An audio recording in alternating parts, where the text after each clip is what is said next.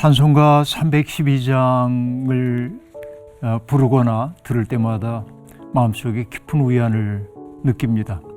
목회자로 한평생을 살아왔는데 때때로 내가 제대로 가고 있나 그 생각이 들 때가 있고, 내가 어긋난 길로 가고 있는 것은 아닐까 하는 생각이 들어서 아득할 때도 있습니다. 그런데 찬송가 12장은 너 하나님께 이끌리어 라는 표현으로 시작이 됩니다. 돌아보니까 내가 걸어온 길인 줄 알았는데 하나님이 나를 이끄셨던 길임을 날마다 절감하며 살고 있거든요. 그러니까 이 곡을 부를 때마다 내 인생은 내가 책임적으로 살아야 하지만은 궁극적으로 내 인생에 대해서 하나님이 이끌어 가시고 책임지는구나 하는 생각이 내게 절실하게 다가오고, 이 찬송 속에는 깊은 위안과 위로도 또한 있습니다. 가사 2절에 보면 끝부분입니다. 우리를 불러주신 주 마음의 소원 아신다. 이 찬송 부를 때마다 그래, 주님이 아시지, 내가 바라는 게 뭔지 주님이 아시지. 그러니까 턱 마음이 위로가 되는 그런 경향이 아주 많이 있었습니다. 뿐만 아니라 주님이 약속하신 모든 은혜가 이루어질 것이라고 하는 고백도 있고, 그래서 참되고 의지하는 사람을 주님께서 기억해 주신다고 말할 때 이 찬송가가 주고 있는 삶의 위안이 얼마나 큰지 모릅니다. 내가 내 인생을 기획하고 내가 내 인생에 책임을 져야 하는 것이 인간의 삶이긴 하지만은, 그러나 이 면에서는 하나님이 오히려 나를 이끌고 가 계시고 나를 사용해 주시고 내 마음속에 당신이 기뻐하시는 일에 대한 소망을 두시고 그 소원을 이루어 주신다고 하는, 그러니까 우리에게 필요한 태도는 조바심하지 않고 주님을 신뢰하면서 기다리는 태도임을 들려주는 찬송이어서 마음이 스산할 때마다 이 곡을 부르며 깊은 위안을 얻습니다.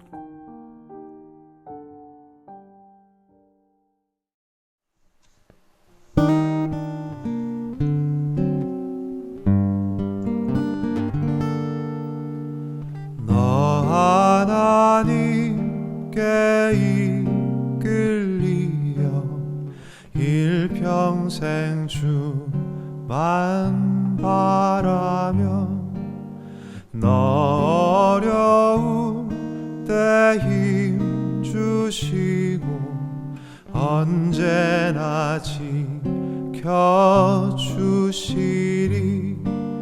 주 크신 사랑 믿는 자 그 반석 위에 서리라.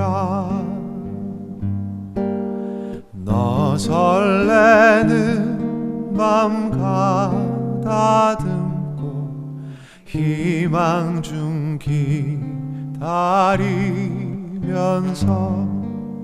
그대로신 주의 뜻과 사랑에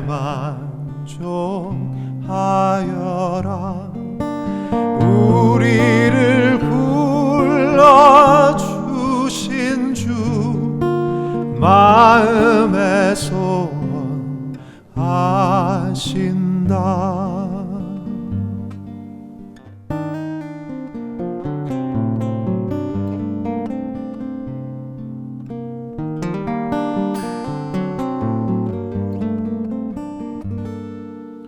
주 찬양하고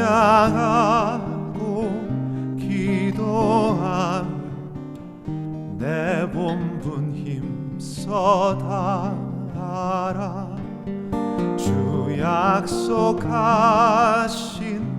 모든 은혜 내게서 이루어지리라. 참되고 의지하는 자 주께서 기억하시리.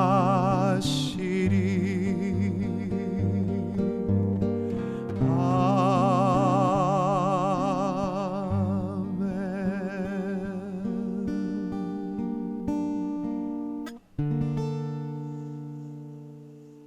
그 찬송이 너무나 감격적이고 은혜롭고 인상 깊어서 중년의 아저씨가 중창곡 듣고 그 자리에서 울면 좀 창피할까 봐 아주 속으로만 울었습니다.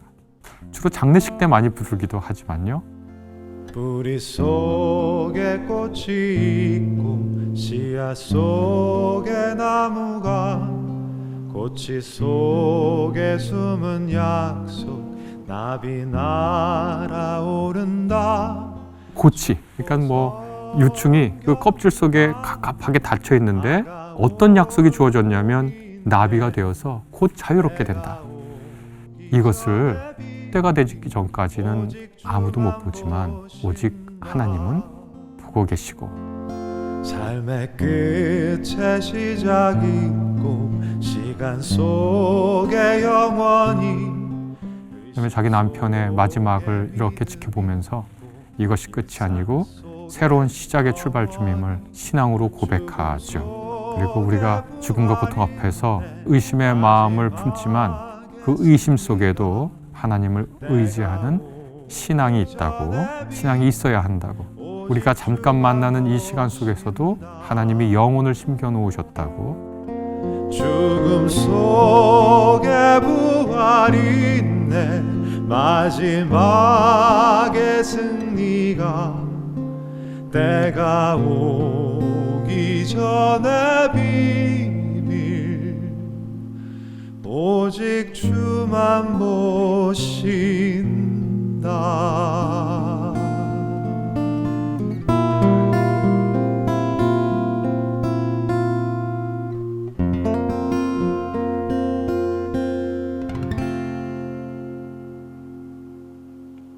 제가 일본에 학회가 있어서 가게 됐습니다.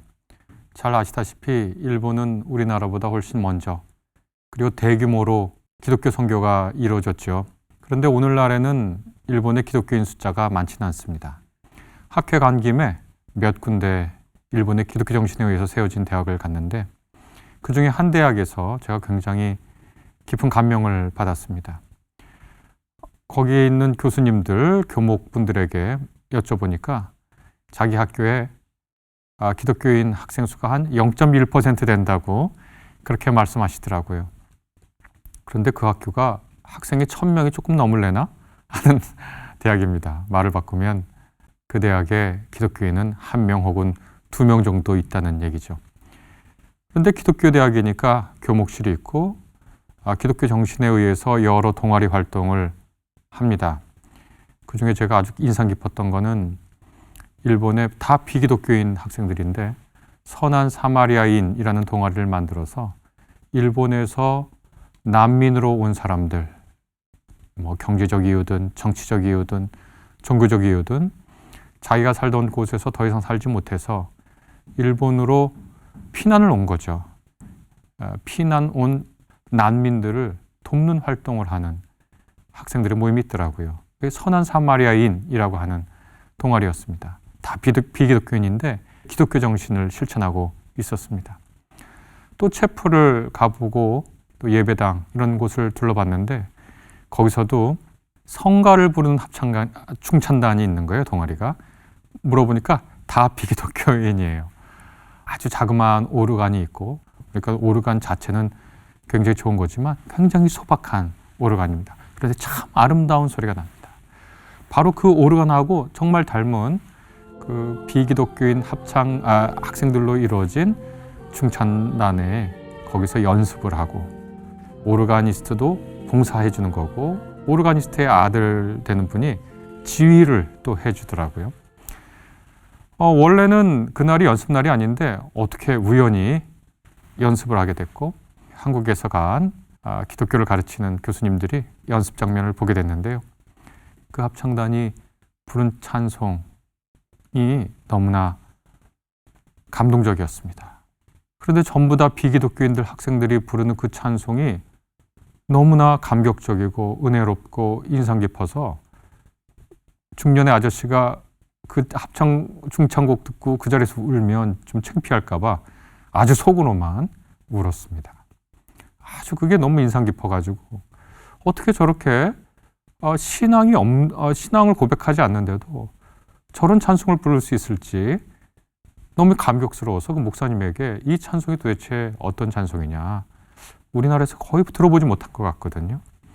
그랬더니 그 찬송가에 대해서 알려주는데 제가 너무나 기뻐가지고 그 찬송을 찾아봤습니다. 그랬더니 나탈리 슬리스라고 하는 분이 작곡한 것이었고, 그분은 사실 상당히 유명한 교회 음악 작곡가, 연주가로 활동하셨더라고요. 1930년에 태어나셨는데 설교학 교수셨던 로널드 슬리스라고 하는 분하고 결혼을 했는데, 이것은 그분의 남편 되는 분이 암 진단을 받고 난 후에 작곡한 것 같습니다. 이 곡이 초연되고 나서 바로 몇 주 후에 남편 되는 로널드 슬리스 목사님이 숨을 거두셨습니다. 이 찬송가 앞에 단순하게 론에게, 이렇게 로날드의 애칭이겠죠, 론에게 이렇게 붙여놨습니다. 가사를 보니까 참 아름다운 시더라고요. 그래서 제가 한번 미흡하지만 번역을 해보았습니다. 여러분 이 가사를 한번 들어보시죠.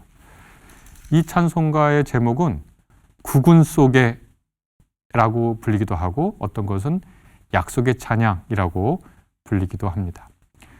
기독교인들의 굉장히 중요한 특징은 하나님께서 우리에게 약속하신 것을 그 약속의 상대자가 우리다 라고 생각하면서 그 하나님의 약속의 신실함과 위대함과 아름다움을 굳게 믿고 그것을 희망하고 그 희망 속에서 사랑하면서 사는 삶이죠.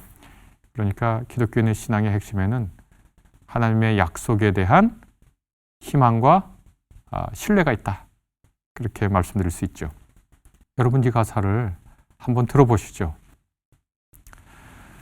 뿌리 속에 꽃이 있고 씨앗 속에 나무가, 고치 속에 숨은 약속, 나비 날아오른다. 춥고 서른 겨울 가면 다가올 봄이 있네. 때가 오기 전에 비밀 오직 주만 보신다. 이게 1절입니다. 우리는 다 뿌리라고 하는, 영어 그대로 번역하면 구군이죠. 구군, 그 볼품 없죠. 구군이라고 하는 거, 뿌리라고 하는 거 보고, 뿌리 자체를 보고 참 아름답다 그렇게 생각하기는 어렵습니다. 그런데 우리는 그렇게 보는데 이것이 밝혀지기까지 그 아름다움은 그때가 오기 전까지는 오직 하나님만 그 구근 속에 숨은 꽃의 아름다움을 보고 계시니까 그 하나님의 시선을 우리가 느낄 수 있습니다. 그리고 씨앗 속에 그 가사 원문을 보면 사과나무가 있다, 이렇게 되어 있습니다. 씨앗 보고 그 자체가 뭐 아름답게 느껴지는 분도 있지만 그 씨앗 속에 사과나무의 그 달콤함과 그 사과꽃의 그 향기, 우리가 다 가늠할 수 없죠. 우리는 어떤 사람 보고 혹은 내 인생을 보고 어찌 보면 구분 같고 어찌 보면 씨앗 같은데 하나님 홀로 그것 밝혀지기 전에 음미하시는 것 같아요. 그런 시선을 느끼는 것 같습니다.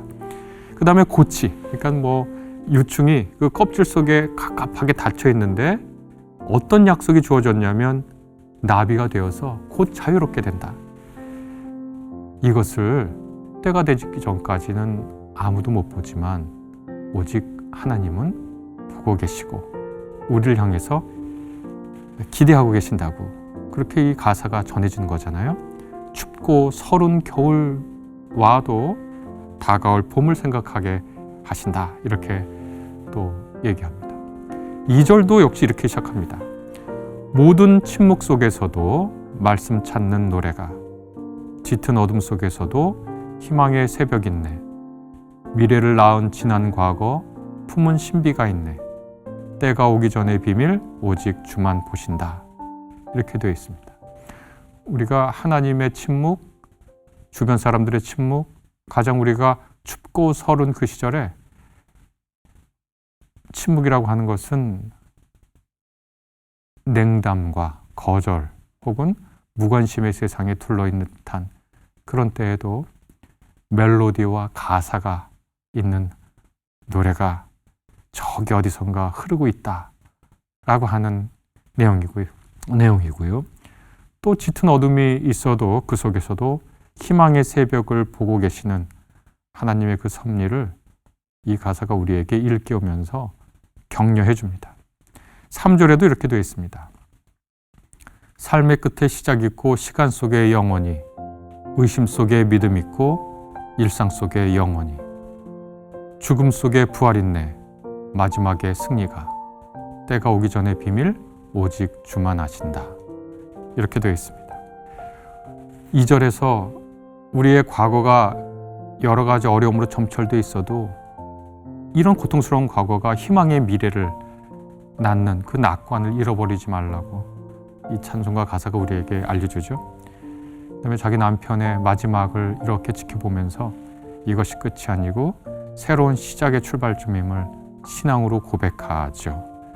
그리고 우리가 죽음과 고통 앞에서 의심의 눈길, 의심의 마음을 품지만 그 의심 속에도 하나님을 의지하는 신앙이 있다고, 신앙이 있어야 한다고, 우리가 잠깐 만나는 이 시간 속에서도 하나님이 영혼을 심겨 놓으셨다고, 그렇게 이 찬송가의 가사는 우리를 격려하고 위로하고 하나님을 향한 신앙을 더욱 따뜻하게 가지라고 우리를 위로해 줍니다.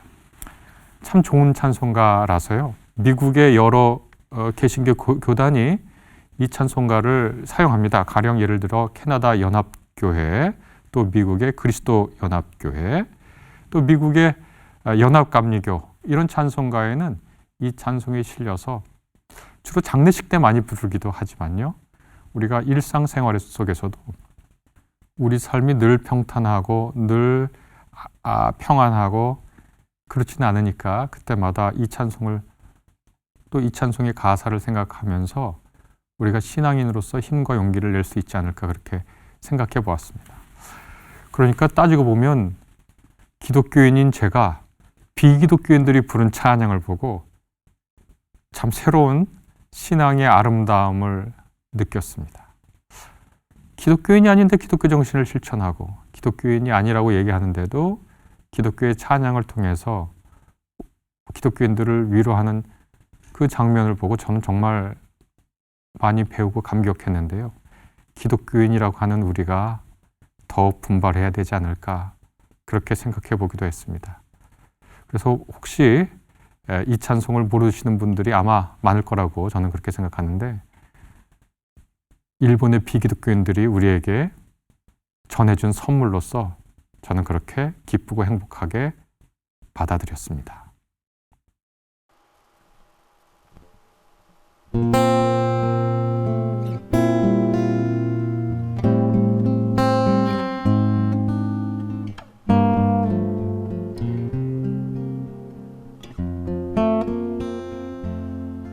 뿌리 속에 꽃이 있고 씨앗 속에 나무가, 꽃이 속에 숨은 약속, 나비 날아오른다. 춥고 서른 겨울 가면 다가올 봄이 있네. 때가 오기 전에 비밀 오직 주만 보신다. 모든 침묵 속에서도 말씀 찾는 노래가, 짙은 어둠 속에서도 희망의 새벽인데, 미래 나은 지난 과거 품은 신비가 있네. 때가 오기 전에 비밀 오직 주만 보신다.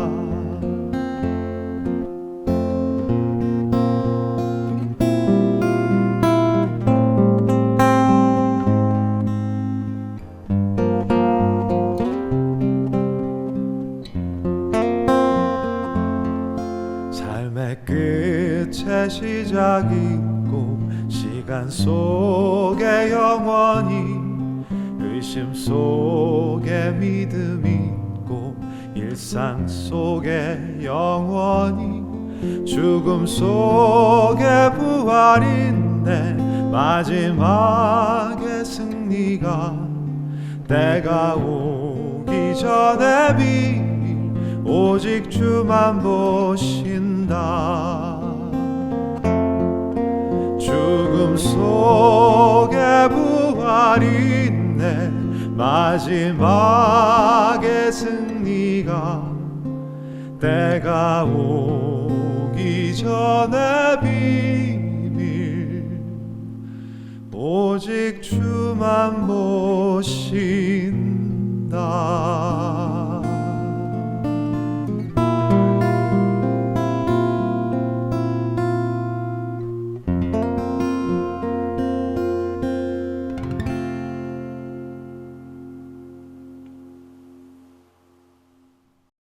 어느 날 제가 외부에 나갔다가 교회로 돌아왔는데 피아노 소리가 들렸습니다. 누가 왔지? 그러고 본당으로 올라갔더니 우리 교회 찬양대 주의자가 피아노 앞에 앉아서 피아노 연주를 해가면서 노래를 부르고 있었습니다. 그때만 해도 내가 신앙생활을 시작한 지 오래되지 않았을 때이기 때문에 찬송가 많이 몰랐는데 처음 듣는 곡이었습니다. 그것이 지금의 찬송가 81장인데요. 주는 귀한 보배 참 기쁨의 근원, 이 가사로 부르고 있는데 그 찬양대장이 부르고 있는 이 곡, 어떻게 보면 다소 쓸쓸한 듯 느껴지지만은 말할 수 없는 고요함이 그 속에 있었고, 찬양대장은 그 곡을 부르면서 마치 스산해진 자기의 마음을 어루만지는 것처럼 그렇게 느껴졌습니다. 그렇지, 세상에 좋은 것들이 많이 있지만은 주는 귀한 보배 참 기쁨의 근원, 이 근원적인 사실을 내가 고백할 수 있다고 한다면은 내가 빈곤하지 않구나. 이 스산하고 을신연스러운 세상에 살면서도 이 찬송가를 통해서 길을 찾으면 행복하겠다는 생각이 들었고, 많은 회중들이 잘 부르지 않는 찬송이긴 합니다만은 마치 숨겨진 보물처럼 저는 언제나 이 곡을 부르면서 내 마음을 이렇게 쓸어내리기도 하고, 그리고 내 마음의 중심을 하나님께로 가져가는데 종종 부르는 찬송가이기도 합니다. 기쁨의 주님이 우리와 함께 하시기 때문에 슬픔 없다. 또 하나님의 자녀 폭풍 속에서도 평화롭다. 이런 고백들이 내가 어떻게 살아야 하는지를 일깨워주는 찬송이기 때문에 제가 매우 사랑하는 찬양입니다.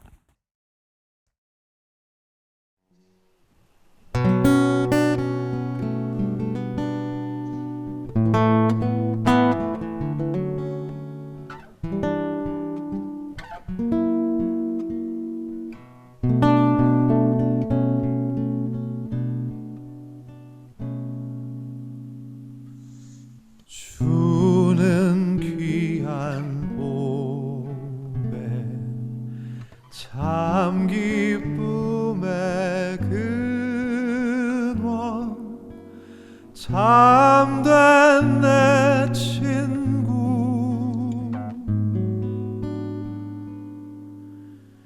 갈급한 내 마음 주를 사모하여 목이 탑니다.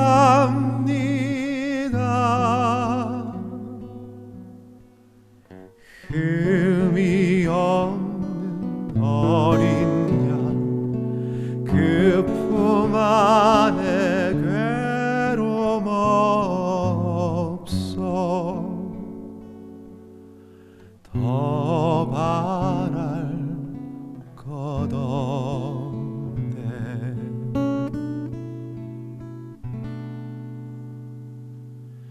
주의 품에 안겨 편히 쉬는 나를 누가 해치랴.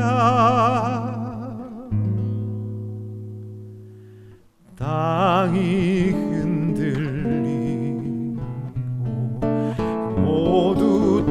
할지라도 겁낼 것 없네. 죄와 지옥 물결이 우리들을 덮치어도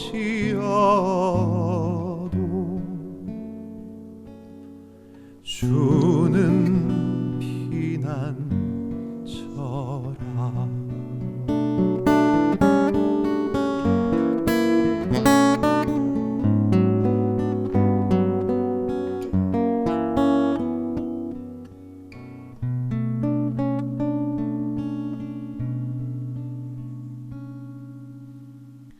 기쁨의 주 예수 우리 함께하니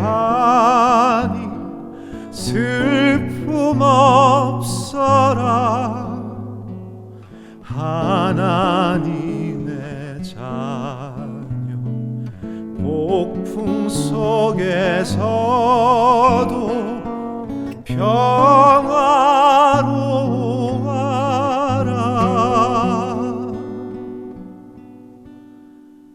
아무 일을 만나도 주 안에는 기쁨이 있네. 주는 나의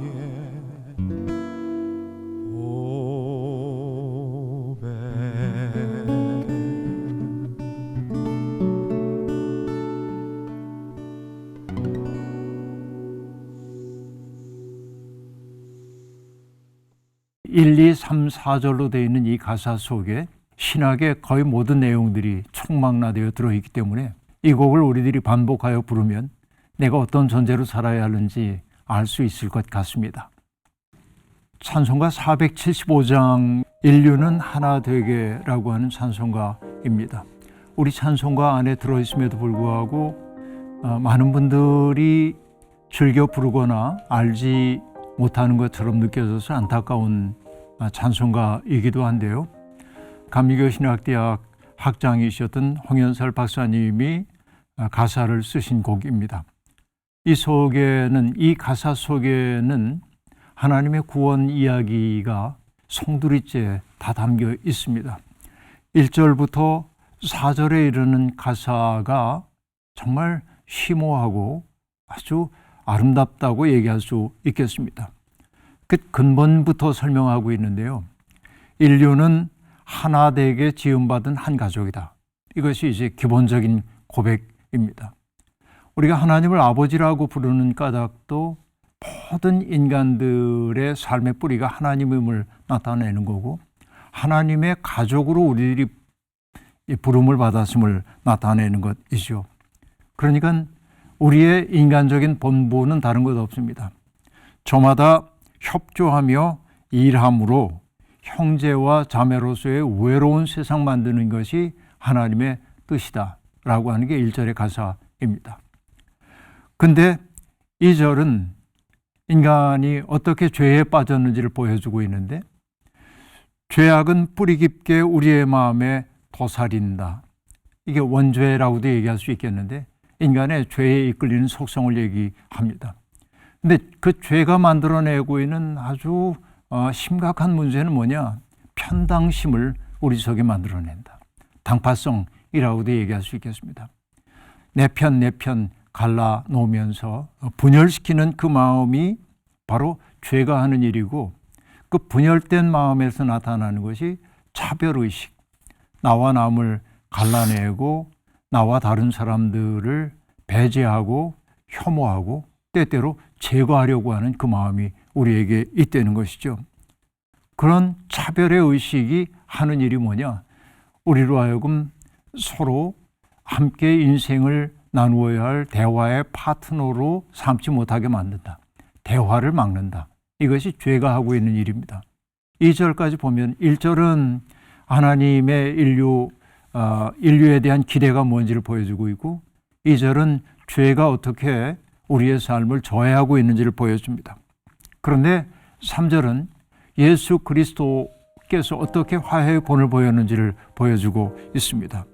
주님은 십자가로 화해하는 본을 보여주셨다 하고 말합니다. 이 땅 위에 불신이 가득 차 있긴 하지만은 그러나 믿음과 사랑을 통해서 일치된 세상을 주님은 우리에게 보여주셨다. 에베소서가 얘기하고 있는 것처럼 이방인과 유대인을 가르는 담을 당신의 몸으로 허무시고 그래서 화해할 수 없었던 사람들이 화해하게 하셨다는 거죠. 이 3절 가사는 바로 그리스도의 놀라운 화해 사역 얘기를 하고 있습니다. 그 다음에 4절에는 그런 그리스도를 믿는 우리가 어떻게 사는 것인지를 다시금 보여주고 있는데 영광도 부끄러움도 함께 받는 우리니 우리 성입니다. 나만이 아니죠. 그래서 믿음과 소망으로 튼튼하게 뭉쳐서 우리를 사로잡고 있는 이 어둠의 세월들을 뚫고 나가자고 말하고 있습니다. 어둠이 없는 세상이 아니라 어둠이 있지만은 어둠을 뚫고 나가는 것이 그리스도인의 삶임을 보여주고 있죠. 그래서 1, 2, 3, 4절로 되어 있는 이 가사 속에 우리 신학의 거의 모든 내용들이 총망라되어 들어있기 때문에 이 곡을 우리들이 반복하여 부르면 내가 어떤 존재로 살아야 하는지 알 수 있을 것 같습니다.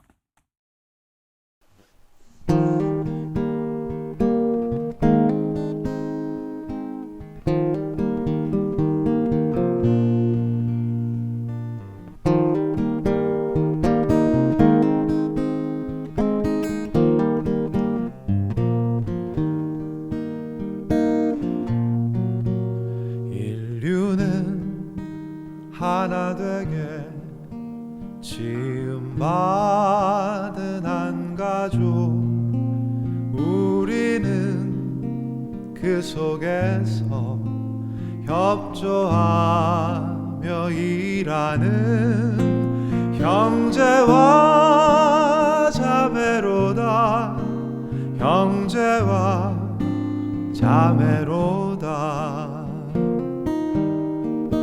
죄악은 뿌리 깊게 우리 맘에도 사려 변당시 일으키며 자별의식 넣어서 대화를 막으련다 대화를 막으련다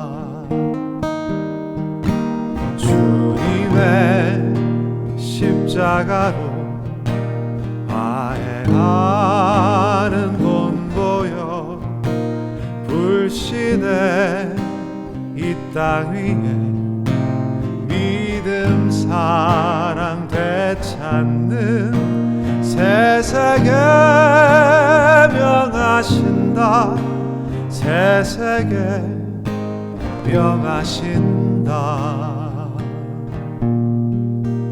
영광도 부끄럼도 함께 받는 우리니 믿음과 소망으로 튼튼하게 뭉쳐서 이 어둠 뚫고 가자 이 어둠 뚫고 가자 이 어둠 뚫고 가자 이 어둠 뚫고 가자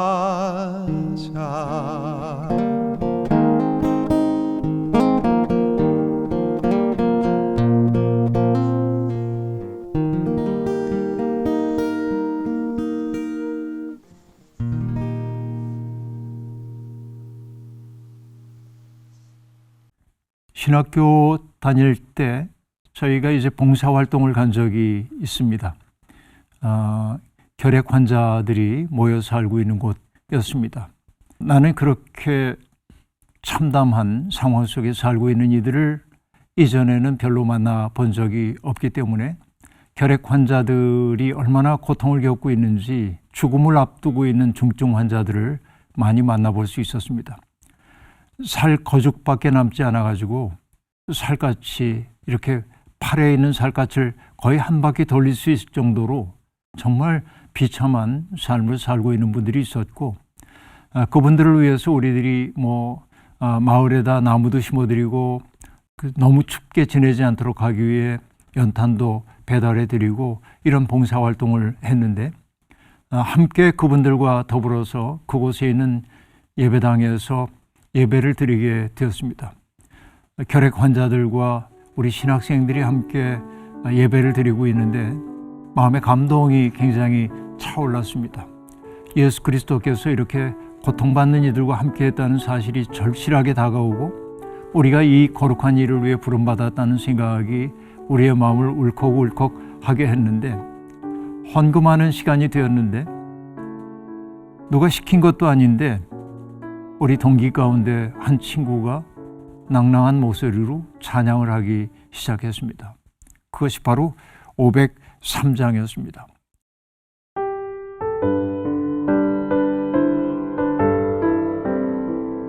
세상 모두 사랑 없어 냉랭함을 아느냐, 곳곳마다 사랑 없어 탄식 소리뿐일세. 악을 선케 만들고 모든 소망 이루는 사랑 얻기 위해 저들 오래 참았네 라고 하는 가사였습니다. 결국 세상에 있는 모든 생명들이 저마다 누군가 나를 좀 사랑해 달라고 호소하고 있지만은 사랑이 없는 세상에 살고 있었죠. 바로 그런 냉랭한 세상이지만은 차가움을 깨뜨릴 수 있는 사랑을 통해서만이 이런 고통들이 해소될 수 있다고 하는 내용이 담겨 있는 찬송이니까, 우리가 그런 사랑의 길로 초대받았다고 하는 사실을, 바로 그 현장에 내가 속해 있다는 그 사실이 가슴 아주 뜨겁게 다가왔고, 그래서 이 찬송가는 잊을 수 없는 찬송가로 제게 남아있고, 우리가 함께 이런 노래를 부르면서 사랑의 세상을 만들 수 있으면 참 좋겠습니다.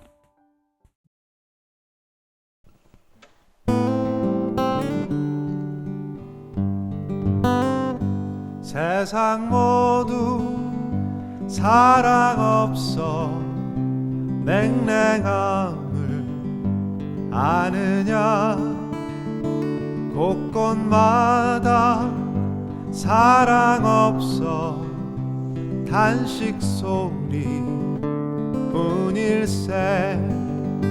악을 선케 만들고 모든 소망 이루는 사랑 얻기 위하여 저들 오래 참았네. 곳곳마다 번민함은 사랑 없는 연고요. 측은하게 손을 펴고 사랑받기 원하네. 어떤 이는 고통과 근심 걱정 많으니 사랑 없는 까닭에 저들 실망하도다. 사랑 없는 까닭에, 사랑 없는 까닭에, 사랑 없는 까닭에 저들 실망하도다.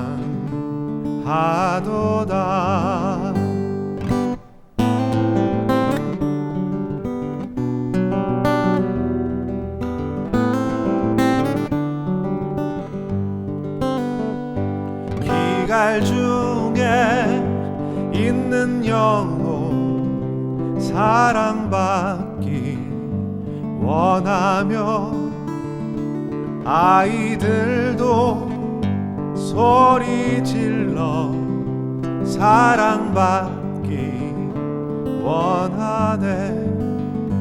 저들 소리 들을 때 예수 사랑 사랑 가지고 만민 중에 나가서 예수 사랑 전하세. 예수 사랑 가지고 예수 사랑 가지고 나타내지 않으면 저들 실망하겠네. 예수 사랑 전하세. 예수 사랑 전하세. 만민 중에 나가서 예수 사랑 전하세.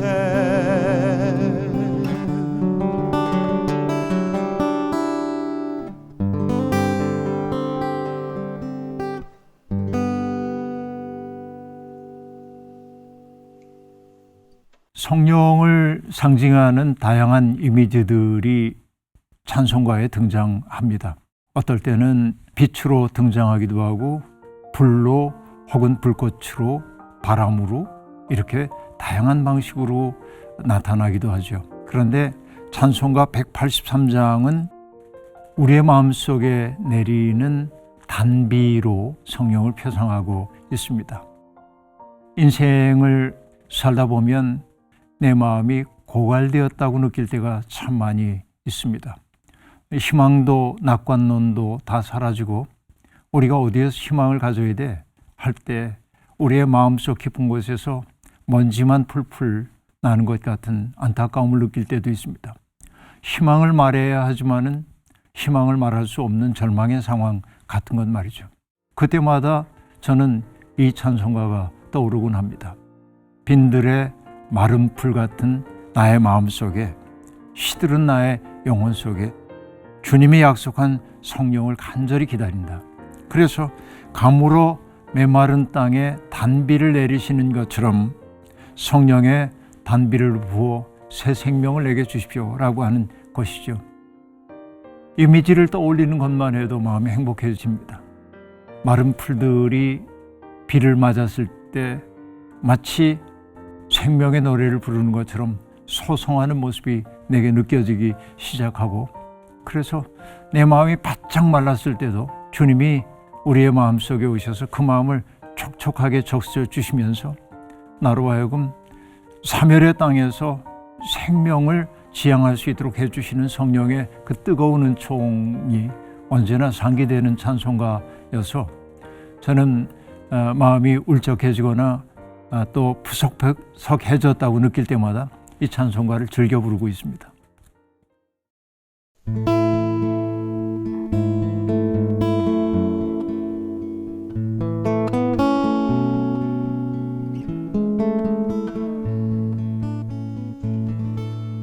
빈들의 마른 풀같이 시들은 나의 영혼, 주님의 허락한 성령 간절히 기다리네. 가물어 메마른 땅에 단비를 내리시듯 성령의 단비를 부어 새 생명 주옵소서. 반가운 빗소리 들려 산천이 춤을 추네. 봄비로 내리는 성령 내게도 주옵소서. 가물어 메마른 땅에 단비를 내리시듯 성령의 단비를 부어 새 생명 주옵소서.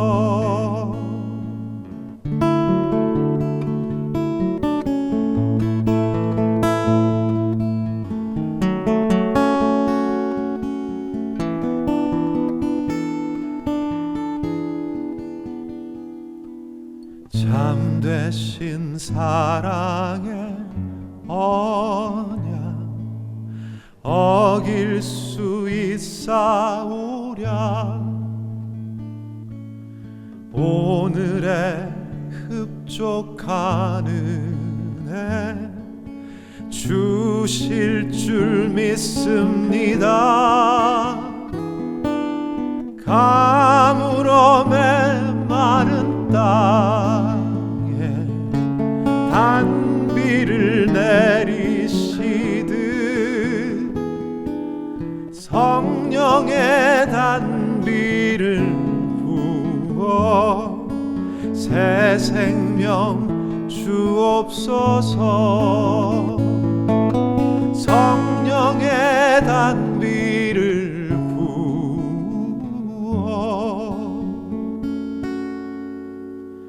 새 생명 주옵소서.